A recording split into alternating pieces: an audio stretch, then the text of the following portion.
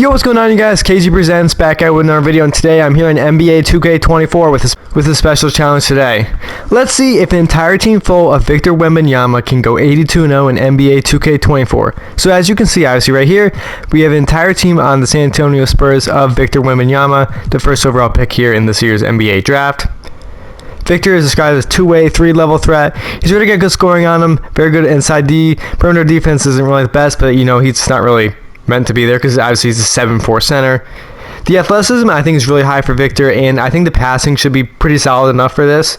So let's see if the entire team full of Victor Wembanyama can go 82-0 this season. So if you're all ready, I'm ready. Let's get into the video and let's get started. I'm going to catch up with you guys at the All-Star break, and then I will see you then. So we're here on trade deadline day. Unfortunately, none of the Victors made the All-Star team, which actually sucks. We're 30-22 at this point in the season, so obviously the 82-0 challenge is definitely out of the bat. However, this is still pretty solid, honestly, for a team full of Victor Wembanyama here. We're 4th seed out in the Western Conference, 5.5 games back behind the Golden State Warriors.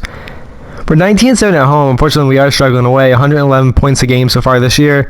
Honestly, I'm going to simulate the rest of the season here, and hopefully there's still a chance we can win NBA championship. You never know what's going to happen, but I'll catch up with you guys at the end of the season. We're going over the awards and all of that, and I will see you then at that point. At the end of the season here, Giannis is your MVP. Rookie of the Year is actually Chet Holmgren. Very interesting. Chris Paul, 6th Man of the Year. Giannis, Defensive Player of the Year, and Most Improved Player is Paul Reed. So it looks like we're not going to end up with any of the Victors on the All-NBA first team, which sucks. Defensive team, nope. On the first team, though, rookie first team, we end up with 3 of them, and on the second, we also end up with 3. So that is a good sign for us. Checking out the player stats here, I want to see how well the Victors did this season. So this Victor, actually, he came off the bench. He led the way in scoring with 14.6 points, 7 rebounds, roughly around 12 points, 13 for all the Victors this season here. So, I mean, I guess that's kind of what you expected. You know, passing the ball around, all that. Rebound-wise, about 7, 6 or so. Only 2 assists, though. I think that's actually what we're killing us because the assists were definitely not there. Victor's not really going to be a playmaker in his NBA career, at least not at this point. Hopefully in the future, I could maybe see him have like 4 or 5, you know, like where Giannis is or so, and hopefully he can do that. The blocks, honestly, I kind of expect a little bit more. Really only a block a game, which is kind of interesting. What about from 3? He shot 37, 30, actually no, really about 35 or so. So, I mean, you know, that's what it is. But at the end of the season here, we ended up 52-30, only 2 games back behind the Golden State Warriors for first place. So we did really well in the second half of the season here as the 3rd seed, and let's see what the postseason is going to bring for us this upcoming season. Also, the Portland Trailblazers are 54-28, which makes no sense at all.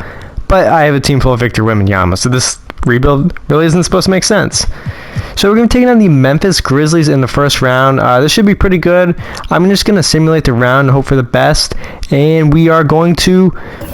I was saying the Thunder, but anyways, we actually beat the Memphis Grizzlies in 7 games in the first round, so it means we will be taking on the Portland Trailblazers in round 2. Let's see, is this team any different than like what I expect? It's actually really funny looking at that. Just Victor. Blazers, so they got TJ McConnell. They made a trade, it looks like, and they have Ayton coming out the bench. That makes no sense. But anyways, besides TJ McConnell, it's really the same team that you kind of expect. So let's see what happens here in Game 1.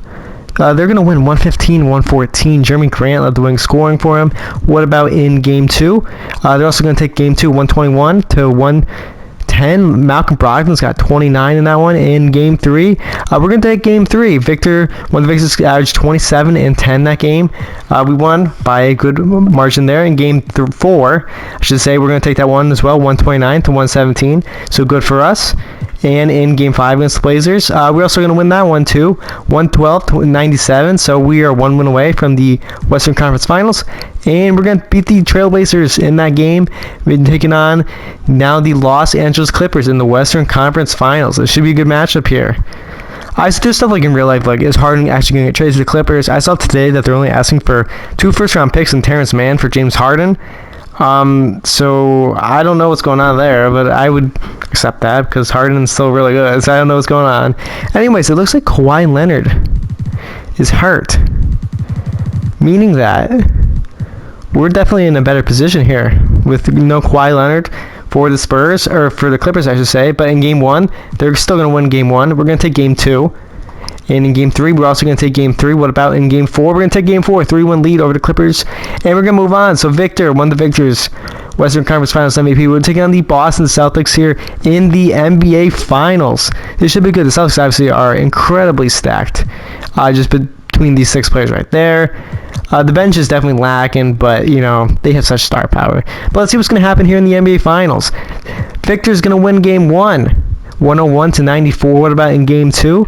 We got the Celtics hopping on the board, 111-108. In Game 3, the Celtics are going to win that one as well, 144-123. Holiday, 29 points in this one.